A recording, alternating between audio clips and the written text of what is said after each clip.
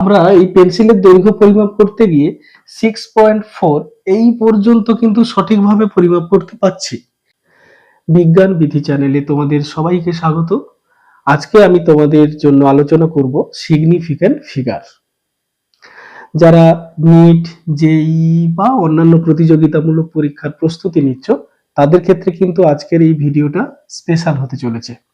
তাই ভিডিওটা স্কিপ না করে যদি পুরোটা দেখো, তাহলে আমি নিশ্চিত পরীক্ষার হলে এই টপিকের উপরে কোনো প্রশ্ন তোমাদের কিন্তু আটকাবে না। তো চলো শুরু করি আমাদের আজকের আলোচনা। তো প্রথমে আমাদের যেটা জানা দরকার সেটা হচ্ছে সিগনিফিক্যান্ট ফিগার আসলে কি।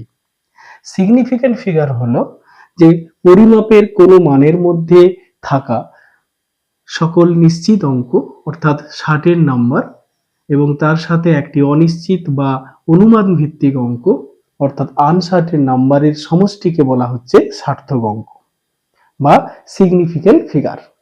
আসলে কি হয়, আমরা যখন পরিমাপ করি তখন অনেক ক্ষেত্রে সঠিক মান নির্ণয়ের জন্য আমরা নিশ্চিত অঙ্ক ব্যবহার করি এবং তার সাথে একটি অনিশ্চিত অঙ্ক ব্যবহার করে থাকি। ওই অনিশ্চিত অঙ্ক এবং যতগুলো নিশ্চিত অঙ্ক আমরা ব্যবহার করি তার সমষ্টিকেই বলা হচ্ছে সার্থক অঙ্ক বা সিগনিফিক্যান্ট ফিগার। যেমন দেখো, একটি পেন্সিলের দৈর্ঘ্য বলা হলো 6.43 সেন্টিমিটার। তাহলে এই 6.43 সেন্টিমিটার এই যে মানটা রয়েছে, এখানে 6 এবং 4 হলো নিশ্চিত অঙ্ক আর 3 হলো অনিশ্চিত অঙ্ক বা অনুমান ভিত্তিক অঙ্ক। তাহলে দুটো নিশ্চিত অঙ্ক রয়েছে এবং একটি অনিশ্চিত অঙ্ক রয়েছে। তাই এই মানটা নিয়ে সার্থক অঙ্ক হচ্ছে 3 বা সিগনিফিক্যান্ট ফিগার 3। তোমাদের মনে প্রশ্ন জাগতে পারে যে এই যে 6.43 এই যে মানটা, এটাতে 6 এবং 4কে আমরা কেন নিশ্চিত অঙ্ক বললাম আর 3কে কেনই বা অনিশ্চিত বা অনুমান ভিত্তিক অঙ্ক বলছি। তো এটা আমরা একটু অন্যভাবে একটু বোঝার চেষ্টা করি। দেখো, তোমরা একটা স্কেলের সাহায্যে একটা পেন্সিলকে পরিমাপ করা হচ্ছে, পেন্সিলের দৈর্ঘ্য পরিমাপ করা হচ্ছে। দেখো, এখানে পেন্সিলের যে অগ্রভাগ, এটা স্কেলে থাকা সেন্টিমিটার এবং মিলিমিটারের যে দাগগুলো রয়েছে তার কোনোটার সঙ্গে কিন্তু এক্স্যাক্টলি মিলছে না, একটি দাগের চেয়ে সামান্য একটু বেশি হচ্ছে। দেখো, এই অংশটাকে আমরা জুম করে দেখাচ্ছি। ধরো, পেন্সিলটাকে আমরা পরিমাপ করছি, তার দৈর্ঘ্যকে। এখানে পেন্সিলের যে অগ্রভাগটা, এটা এমন একটি জায়গায় রয়েছে যেটা স্কেলের 6.4 এবং 6.5 এই দুটো মানের মধ্যবর্তী একটা অংশে রয়েছে। তাহলে আমরা এই পেন্সিলের দৈর্ঘ্য পরিমাপ করতে গিয়ে 6.4 এই পর্যন্ত কিন্তু সঠিকভাবে পরিমাপ করতে পারছি, কিন্তু 6.4 এর চেয়ে কতটা বেশি সেটা কিন্তু পরিমাপ করতে পারছি না, এই স্কেল থেকে কিন্তু পারছি না। তার জন্য আমাদেরকে অনুমান ভিত্তিক অঙ্কের ব্যবহার করতে হচ্ছে। তো আমরা দেখতে পাচ্ছি যে 6.4 এবং 6.5 এই দুটো দাগের অর্ধেকেরও কম হচ্ছে এই পেন্সিলের অগ্রভাগ যে অংশটা রয়েছে সেটা।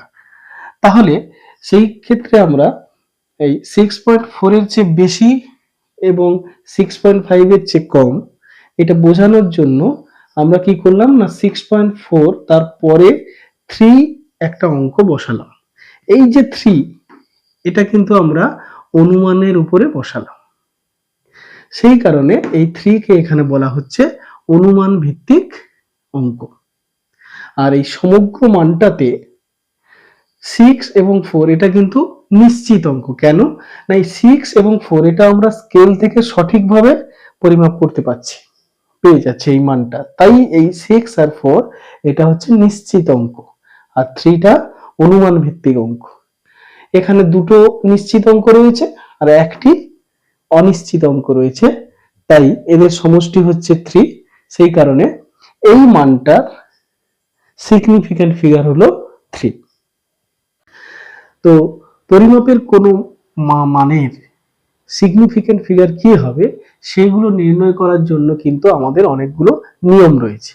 আমরা সেগুলো এবারে ধাপে ধাপে আলোচনা করব। প্রথমে যে নিয়মটা রয়েছে সেটা হচ্ছে সকল নন জিরো অঙ্ক সিগনিফিকেন্ট। নন জিরো অঙ্ক মানে কি, মানে শূন্য ব্যতীত যে অঙ্কগুলো রয়েছে সেগুলো, মানে 1 2 3 4 ইত্যাদি, এই অঙ্কগুলোকে বলা হচ্ছে নন জিরো অঙ্ক। তো একটা মানের মধ্যে থাকা সকল নন জিরো অঙ্ক কিন্তু সিগনিফিকেন্ট। যেমন দেখো এখানে 24, এখানে 2 আর 4, এগুলো নন জিরো অঙ্ক, সেই কারণে এখানে দুটো নন জিরো অঙ্ক রয়েছে, তাই সিগনিফিকেন্ট ফিগার হচ্ছে 2। আবার দেখো 365, এখানে 3টি নন জিরো অঙ্ক রয়েছে, সেই কারণে সিগনিফিকেন্ট ফিগার কত হচ্ছে 3। 2 নম্বর নিয়ম সেটা কিন্তু কি বলছে না, দুটো নন জিরো অঙ্কের মাঝে যদি শূন্য থাকে সেই শূন্যকে আমরা সিগনিফিকেন্ট হিসাবে ধরব। এখানে একটা মজার বিষয় রয়েছে, দেখো নন জিরো অঙ্কগুলো তো সিগনিফিকেন্ট, এটা নিয়ে কোনো আমাদের মানে প্রশ্ন নেই, কিন্তু শূন্য এই সংখ্যাটা কিছু ক্ষেত্রে সিগনিফিকেন্ট হিসাবে গ্রহণযোগ্যতা পায়, আবার কিছু ক্ষেত্রে কিন্তু সিগনিফিকেন্ট হিসাবে গ্রহণযোগ্যতা পায় না। কখন এটি সিগনিফিকেন্ট হিসাবে আমরা মান্যতা দেব আর কখন এটাকে সিগনিফিকেন্ট হিসাবে ধরবো না,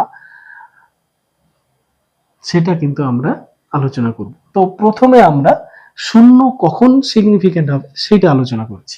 তো 2 নম্বর নিয়মে সেটাই বলা হচ্ছে, যদি শূন্য নন জিরো অঙ্কের মাঝে থাকে তাহলে সেই শূন্যগুলোকে আমরা সিগনিফিকেন্ট হিসাবে ধরব। দেখো এখানে যে সংখ্যাটা রয়েছে 1002, এখানে দুটো শূন্য, দুটো নন জিরো অঙ্ক, অর্থাৎ 1 আর 2 এর মাঝখানে রয়েছে, তাই এই শূন্যগুলোকে আমরা সিগনিফিকেন্ট হিসাবে ধরবো। এবং পুরো সংখ্যাটার সিগনিফিকেন্ট ফিগার তাহলে কত হচ্ছে 4।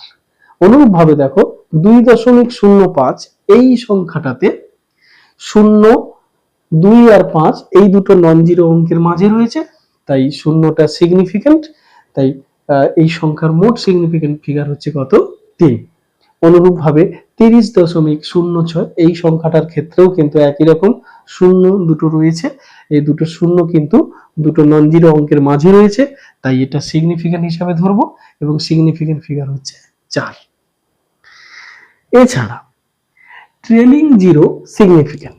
ট্রেলিং জিরোটা কি না, কোনো সংখ্যায় যদি দশমিক বিন্দু থাকে তাহলে সেই সংখ্যার শেষে থাকা শূন্যগুলোকে আমরা ট্রেলিং জিরো বলবো এবং এই ট্রেলিং জিরো গুলোকে আমরা সিগনিফিকেন্ট হিসাবে মান্যতা দেব। দেখো এখানে একটা সংখ্যা রয়েছে 2.30, এই শূন্যটা কিন্তু সংখ্যার শেষে রয়েছে, কিন্তু এই সংখ্যাতে যেহেতু দশমিক বিন্দু রয়েছে তাই এই শূন্যটাকে আমরা সিগনিফিকেন্ট হিসাবে ধরে নেব এবং সিগনিফিকেন্ট ফিগার সেই হিসাবে হচ্ছে 3। এছাড়া 100.0, এই যে সংখ্যাটা রয়েছে, এখানে 1 তো নন জিরো, এটা তো সিগনিফিকেন্ট, কিন্তু এই যে শূন্যগুলো এগুলো শেষে রয়েছে, কিন্তু দশমিক বিন্দু উপস্থিত থাকার কারণে শূন্যগুলোকে আমরা প্রত্যেকটাকেই সিগনিফিকেন্ট হিসাবে ধরবো এবং সেই হিসাবে সিগনিফিকেন্ট ফিগার হচ্ছে 4। এইবারে আমরা শিখব যে শূন্যকে কখন আমরা সিগনিফিকেন্ট হিসাবে ধরবো না। দেখো লিডিং জিরো সিগনিফিকেন্ট নয়। লিডিং জিরোটা কি, সংখ্যার শুরুতে থাকা যে শূন্য বা কোনো সংখ্যায় প্রথম যে নন জিরো অঙ্ক রয়েছে তার পূর্বে থাকা শূন্যকে বলা হচ্ছে লিডিং জিরো, সেই লিডিং জিরোকে আমরা সিগনিফিকেন্ট হিসাবে গণ্য করব না। দেখো এখানে যে উদাহরণ রয়েছে 0.045, এই যে শূন্যগুলো এটা এই সংখ্যার শুরুতে রয়েছে এবং প্রথম যে নন জিরো অঙ্ক সেটা হচ্ছে 4, তার পূর্বে রয়েছে, সেই কারণে এই শূন্যগুলোকে আমরা সিগনিফিকেন্ট হিসাবে ধরবো না, এদেরকে বাদ দিয়ে সিগনিফিকেন্ট ফিগার গণনা করব। তাই এদেরকে বাদ দিলে বাকি দুটো সিগনিফিকেন্ট নাম্বার রয়েছে, সেই কারণে এই সংখ্যাটার সিগনিফিকেন্ট ফিগার হচ্ছে কিন্তু 2। অনুরূপভাবে 0.0025, এই সংখ্যাটাতে এই শূন্যগুলো বাদ যাবে, তাই সিগনিফিকেন্ট ফিগার হবে 2। এবং পরের যে উদাহরণটা 0.0008, এখানে এই প্রথমে 4টি শূন্য বাদ যাবে, তাই একটি মাত্র এখানে সিগনিফিকেন্ট নাম্বার রয়েছে, সেটা হচ্ছে 8, সেই কারণে এই যে সংখ্যাটা তার সিগনিফিকেন্ট ফিগার দাঁড়াচ্ছে 1। এবারে দেখো ডেসিমাল ছাড়া পূর্ণ সংখ্যার শেষে থাকা শূন্য সেটা কিন্তু সিগনিফিকেন্ট নয়। আমরা ট্রেলিং জিরোর ক্ষেত্রে বলেছিলাম যে শূন্য যদি সংখ্যার শেষে থাকে আর সংখ্যায় যদি দশমিক বিন্দু থাকে তাহলে সেই শূন্যগুলোকে সিগনিফিকেন্ট ধরা হবে, কিন্তু যদি শূন্যগুলো শেষে থাকে কিন্তু দশমিক বিন্দু না থাকে তাহলে কিন্তু সেই শূন্যগুলোকে আমরা সিগনিফিকেন্ট হিসাবে ধরবো না। দেখো এখানে 100 এই যে সংখ্যাটা, এখানে শূন্যগুলো কিন্তু সংখ্যার শেষে রয়েছে আর এই সংখ্যাতে কোনো দশমিক বিন্দু নেই, সেই কারণে এই শূন্যগুলো সিগনিফিকেন্ট নয়, এদেরকে বাদ দিয়েই আমরা সিগনিফিকেন্ট ফিগার গণনা করব এবং এই 100 এই সংখ্যাটার ক্ষেত্রে সিগনিফিকেন্ট ফিগার হচ্ছে কিন্তু 1। যদি আমরা এইভাবে লিখতাম 100 দশমিক, তাহলে কিন্তু এই শূন্যগুলোকে আমরা বাদ দিতে পারতাম না, কারণ এটা শেষে থাকলেও যেহেতু দশমিক বিন্দু রয়েছে সেই কারণে এই শূন্যটাকে সিগনিফিকেন্ট ধরতে হবে। তখন কিন্তু এই সংখ্যাটার ক্ষেত্রে সিগনিফিকেন্ট ফিগার হচ্ছে 3। আর যদি আবার এভাবে লিখি 100.0, তাহলে সেক্ষেত্রে কিন্তু কোনো শূন্যটা বাদ দেওয়া যাবে না, প্রত্যেকটা শূন্যকে আমাদেরকে ধরতে হবে সিগনিফিকেন্ট হিসাবে। তাই 100.0 এর সিগনিফিকেন্ট ফিগার হচ্ছে কিন্তু 4। তাহলে আশা করি বোঝা গেল যে শূন্য কখন সিগনিফিকেন্ট হবে আর কখন সিগনিফিকেন্ট হবে না। এবার দেখো সায়েন্টিফিক নোটেশন। আমরা যদি কোনো সংখ্যাকে সায়েন্টিফিক নোটেশন আকারে লিখি তাহলে সেক্ষেত্রে সিগনিফিকেন্ট ফিগার আমরা কিভাবে লিখব না, সায়েন্টিফিক নোটেশন হচ্ছে কোনো সংখ্যাকে এই রকম আকারে a × 10⁻n এই রকম আকারে যদি লিখে সেটাকেই বলা হচ্ছে সায়েন্টিফিক নোটেশন। তো এখানে দেখো আমরা এই 100 এই সংখ্যাটাকে বিভিন্ন ভাবে লিখতে পারি। আমরা লিখতে পারি 1 × 10², আবার 1.0 × 10² এভাবে লিখতে পারি। যদি আমরা এই 1 × 10² আকারে লিখি সেখানে এই যে 10² এই যে জিনিসটা থাকে অর্থাৎ এই 10⁻n এইটাকে বলা হচ্ছে কিন্তু এক্সপোনেন্ট। সিগনিফিকেন্ট ফিগার নির্ণয়ের ক্ষেত্রে আমরা এই এক্সপোনেন্টকে কিন্তু বাদ দেব। এক্সপোনেন্ট বাদ দিয়ে আর যে অঙ্কগুলো থাকবে সেগুলোকে আমরা সিগনিফিকেন্ট ফিগারের আন্ডারে নিয়ে আসব। এই 1 রয়েছে, 1 কিন্তু একটা নন জিরো সংখ্যা অঙ্ক, সেই কারণে 1কে আমরা সিগনিফিকেন্ট হিসাবে ধরছি এবং এই সমগ্র যে সংখ্যাটা রয়েছে তার সিগনিফিকেন্ট ফিগার হচ্ছে 1। এখানেও দেখো 1.0 এটা রয়েছে আর এই যে কম্পোনেন্ট 10² এটাকে তো আমরা বাদ দেব, এটা বাদ দিলে পড়ে থাকছে 1.0। এখানে 1 এবং 0 দুটোই সিগনিফিকেন্ট, সেই কারণে সিগনিফিকেন্ট ফিগার হচ্ছে 2। আবার যদি আমরা এখানে দেখি 1.00 × 10², 10² কে বাদ দেব কারণ এটা এক্সপোনেন্ট, আর এটা বাদ দিলে থাকছে 1.00। এখানে এই তিনটে অঙ্কই কিন্তু সিগনিফিকেন্ট, তাই কিন্তু সিগনিফিকেন্ট ফিগার হচ্ছে 3। এইবারে আমরা শিখব যে এক্সাক্ট নাম্বার হলে কি হয়। এক্সাক্ট নাম্বারটা কি না, যে সংখ্যাগুলো আমরা গণনার মাধ্যমে পেয়ে থাকি তাকে আমরা বলবো এক্সাক্ট নাম্বার। যেমন ধরো ক্লাসে কতগুলো ছাত্র রয়েছে, যদি বলি যে 30 জন রয়েছে তাহলে এই 30 সংখ্যাটা আমরা কাউন্টিং বা গণনা করে পাই। আবার ধরো ঝুড়িতে কতগুলো আপেল রয়েছে, তাহলে সেখানে যে সংখ্যাটা পাবো সেটাও কিন্তু আমরা গণনার মাধ্যমে পাচ্ছি। গণনার মাধ্যমে পাওয়া সংখ্যাকে কিন্তু আমরা এক্সাক্ট নাম্বার বলবো এবং সেক্ষেত্রে ওই সংখ্যাগুলোর সিগনিফিকেন্ট ফিগার কিন্তু অসীম। কেন না, এই সংখ্যাগুলোকে আমরা এইভাবে লিখতে পারি। ধরো এখানে এই 25 এটা আমরা গণনা করে পেয়েছি 25 জন ছাত্র, তাহলে 25কে কিন্তু আমরা কিভাবে লিখতে পারি 25.00000। এখন এই যে শূন্যগুলো এটা প্রত্যেকেই কিন্তু সিগনিফিকেন্ট কারণ দশমিক বিন্দু রয়েছে।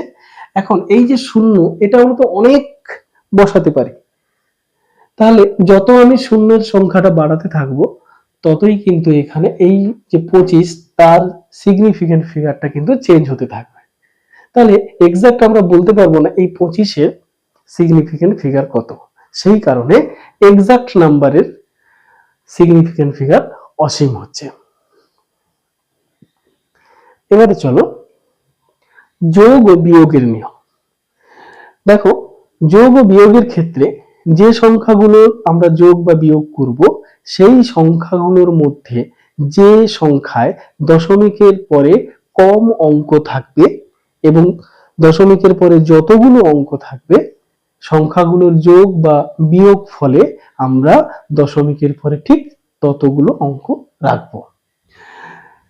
উদাহরণ দেখো, এখানে আমরা 12.11, তার সঙ্গে 18.0 এবং 1.013 এই তিনটি সংখ্যা যোগ করছি এবং যোগফল কত হচ্ছে 31.123। এইবারে এই যে তিনটি সংখ্যা, এই তিনটি সংখ্যার মধ্যে প্রথম সংখ্যাতে কিন্তু দশমিকের পরে দুটো অঙ্ক রয়েছে, মাঝের সংখ্যাটাতে দশমিকের পরে একটি অঙ্ক রয়েছে এবং তৃতীয় সংখ্যাটাতে দশমিকের পরে তিনটি অঙ্ক রয়েছে। তাহলে আমরা দেখতে পাচ্ছি মাঝের সংখ্যাটাতে দশমিকের পরে কম অঙ্ক রয়েছে এবং একটা অঙ্ক রয়েছে, তাই এদের যোগফলে আমরা কি লিখব, দশমিকের পরে একটাই অঙ্ক লিখব। তাই যোগফলটা কত হবে 31.1। যোগফলটা হয়েছিল 31.123। যেহেতু এখানে দশমিকের পরে কম অঙ্ক সংখ্যা হচ্ছে একটা, সেই কারণে যোগফল আমরা 31.1 পর্যন্তই লিখব, তারপরে এই 2-3টা বাদ দেব। বোঝা গেল? এরপরে আমরা গুণ আর ভাগের নিয়মটা শিখব। গুণ বা ভাগের নিয়মটা কি না, যে সংখ্যাগুলো গুণ বা ভাগ করা হবে সেই সংখ্যাগুলোর মধ্যে যার সিগনিফিকেন্ট ফিগার কম হবে এবং সেই সংখ্যার সিগনিফিকেন্ট ফিগার যত, সংখ্যাগুলোর গুণফল বা ভাগফলেও সিগনিফিকেন্ট ফিগার সেটা হবে। যেমন দেখো, এখানে 1.000, 1.10 এবং 9.560 এই তিনটি সংখ্যা গুণ করা হচ্ছে। গুণফল কত হলো 10.516000000। তো এখানে এই তিনটি সংখ্যার মধ্যে এই মাঝের সংখ্যাটার সিগনিফিকেন্ট ফিগার কিন্তু সবচেয়ে কম এবং সিগনিফিকেন্ট ফিগার কত 3। যেহেতু এর সিগনিফিকেন্ট ফিগার কম এবং সিগনিফিকেন্ট ফিগার 3, তাহলে এদের গুণফলেরও সিগনিফিকেন্ট ফিগার হবে 3। তাহলে গুণফলটাকে যদি আমরা এভাবে লিখি তাহলে কিন্তু সিগনিফিকেন্ট ফিগার হয়ে যাচ্ছে কত 1 2 3 4 5 6 7 8 9 10, 10 হয়ে যাবে। কিন্তু আমাকে কিভাবে লিখতে হবে না, সিগনিফিকেন্ট ফিগার 3 যেন হয়, তাই আমরা কত কি লিখবো 10.5। 10.5 যদি আমরা গুণফলটাকে লিখি তাহলে আমাদের সিগনিফিকেন্ট ফিগার কত হবে 3। তাহলে বুঝতে পারলে যে গুণ আর ভাগের ক্ষেত্রে আমরা তার ফলাফলটাকে কিভাবে লিখব। তো তোমরা যদি এটা ভালোভাবে বুঝতে পেরে থাকো তাহলে আমি তোমাদের জন্য একটা টেস্ট রেখেছি। আজকের প্রশ্ন, এই আজকের প্রশ্নে যে প্রশ্নগুলো থাকবে তার সঠিক উত্তর কমেন্ট বক্সে লিখে আমাকে জানাবে। যদি তোমরা ঠিকঠাক ভাবে লিখতে পারো তাহলে বুঝতে পারবো যে তোমরা ভালোভাবে বুঝতে পেরেছো আর আমার কিন্তু এই ভিডিও করার পরিশ্রমটা সার্থক হবে। তো এখানে কি রয়েছে না, এখানে 0700, 0.0161 এবং এরকম আরো সংখ্যা রয়েছে। প্রত্যেকটা তোমরা সিগনিফিকেন্ট ফিগার কত হবে সেটা লিখে জানাবে এবং সেই সঙ্গে এখানে একটা প্রবলেম রয়েছে, তার ফলাফলের সিগনিফিকেন্ট ফিগার কত হবে সেটা জানাবে। ভালো থাকো, দেখা হচ্ছে নেক্সট ভিডিওতে।